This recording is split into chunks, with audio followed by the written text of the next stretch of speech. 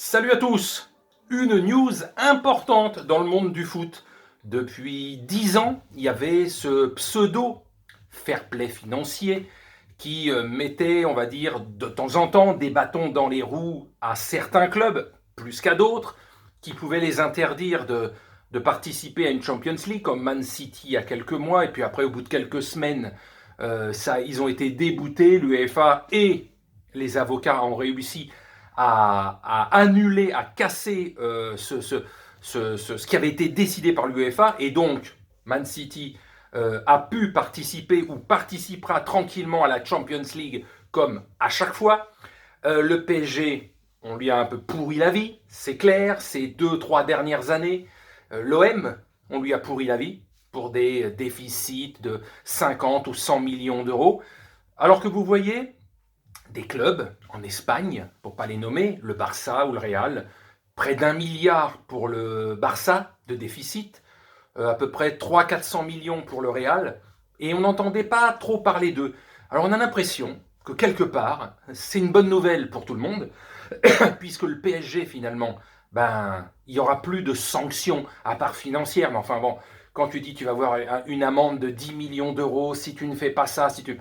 Euh, c'est le Qatar derrière. Alors, tu veux une amende, tu veux que je paye une amende de 10 millions pour que tu me fasses faire les transferts que je veux, que tu ne viennes plus me casser les noix, je vais te les payer tes 10 millions d'euros. Donc voilà, c'est une bonne nouvelle, entre guillemets, pour la plupart des clubs, même pour l'OM. Même pour l'OM, le déficit, il est là, mais on ne va plus le pourrir comme ils l'ont pourri il y a 1 ou 2 ans, où vraiment il avait quasiment pas le droit de recruter sans vendre énormément.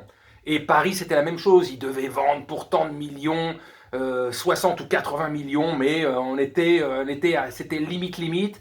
Toujours cette tension, est-ce qu'on va y arriver, va pas y arriver. Finalement, c'est fini. Alors, on va savoir dans les prochains jours exactement ce qui va se passer, comment ce fair play va se transformer, mais ça va être un truc à l'eau de rose, quoi. Un truc peinard.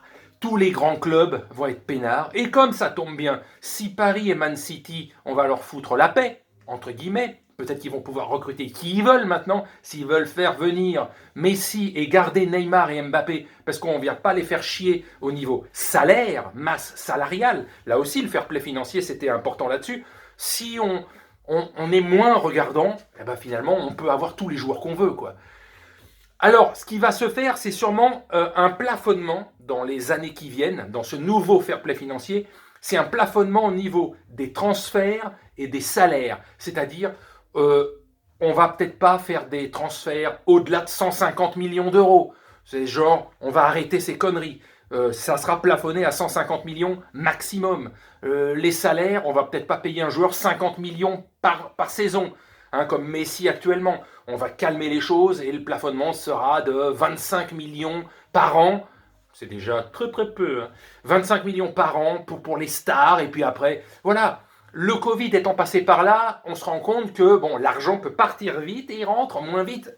Depuis 1 an, sans public, sans rentrer dans les stades, les droits télé qui baissent un peu ou que certains refusent de payer. Enfin, tout un merdier qui fait que ils se sont aperçus de tout ça, et puis ils se sont aperçus que l'UEFA ne peut pas contrôler et empêcher les dépenses des clubs, alors qu'ils créent des compétitions toujours plus en plus importantes ou qui coûtent de plus en plus en droits TV. C'est ce que l'UEFA réclame aux chaînes télé, d'avoir plus de droits TV pour avoir l'autorisation d'avoir notamment la Champions League, etc., etc.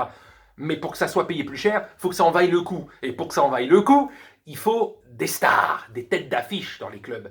Et pour avoir ces têtes d'affiche, il ne faut pas trop faire chier dans empêcher les clubs de pouvoir les acheter. D'accord? Et les déficits, quelque part, ils se disent, c'est leur problème, quoi. On ne fait pas payer non plus au peuple, en France, en Espagne, en Italie ou n'importe quoi. On ne fait pas augmenter les impôts pour renflouer les caisses des clubs de football. C'est chaque propriétaire d'un club de sport ou n'importe quoi se démerde. S'il perd de l'argent, comme je l'avais dit à une certaine époque, c'est son problème, c'est pas le nôtre. Qu'il fasse du spectacle. Et pour avoir le spectacle, il faut que les clubs aient les mains libres de recruter qui ils veulent. Et je vous dis que des clubs comme le Barça ou le Real, avec leurs centaines et centaines de millions d'euros de déficit, je vous dis près d'1 milliard pour le Barça et à peu près 300-400 millions pour le Real, bah avec le fair play qui va se dissoudre et être plus gentil, et genre, ouh les vilains, on va vous demander une amende de 10, 15, 20, 30 millions d'euros si vous dépassez de temps, etc., etc. Les mecs vont dire, vas-y. Du moment que, de toute façon, voilà, tu me fais plus chier, j'ai 900 millions de déficit, ou le Real, j'ai 400 millions de déficit, en 2-3 ans, le truc, il est réglé, puisque vous n'allez plus nous tanner en permanence. Donc voilà, l'UEFA a réfléchi aussi par rapport à ces gros clubs-là, ces gros clubs historiques qui sont en déficit. La Juve est peut-être en déficit aussi, et d'autres clubs. Ça ne sert à rien d'avoir créé ça pour empêcher les nouveaux riches, style Man City, PSG, de faire jeu égal avec les clubs, les grands, les très grands clubs historiques. Mais avec le Covid et tout le tralala qui va avec, tu te dis, on ne peut pas tout empêcher. On ne peut pas tout réguler. On va faire semblant de faire quelque chose, mais je vous dis, certains vont dire, oui, mais ça va être terrain libre encore plus pour Man City, PSG, qui ont des fonds souverains derrière eux, etc. Et alors, en quoi ça vous gêne? Quelque part, en quoi ça vous gêne? C'est pas votre pognon. Ils vous rapportent de l'argent, ils vous en rapportent beaucoup. Maintenant, si eux ont des centaines de millions de déficit, bah, c'est pas leur problème. Et le Barça et le Real, eh ben, vous voulez pas évidemment que ces clubs soient relégués en Ligue 2 ou qu'ils soient interdits de Coupe d'Europe parce qu'ils n'arriveront jamais à renflouer les caisses en 1 ou 2 ans, vu les déficits qu'ils ont. Eh ben, on va créer un fair play beaucoup plus zen, etc. Donc tout ça, évidemment, c'est un monde de faux cul royal. Ils ont voulu faire la loi, mais ils se rendent compte que ce sont les clubs de football qui font la loi. C'est les clubs de football et les stars qu'il y a dedans qui leur rapportent de la visibilité et du pognon à l'UEFA. Donc ils sont obligés de courber les chines et de faire semblant. On est ferme, mais on va vous laisser faire beaucoup plus de trucs parce que on aime le pognon, nous, l'UEFA.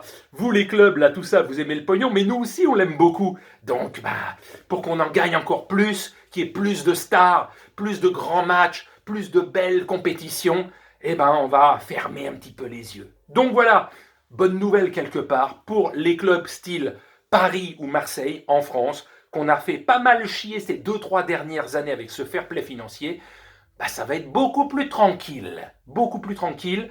Il y aura toujours des trucs à contrôler, mais light. Donc, voilà. Le pognon l'a emporté plutôt que l'éthique. Allez, salut, à bientôt.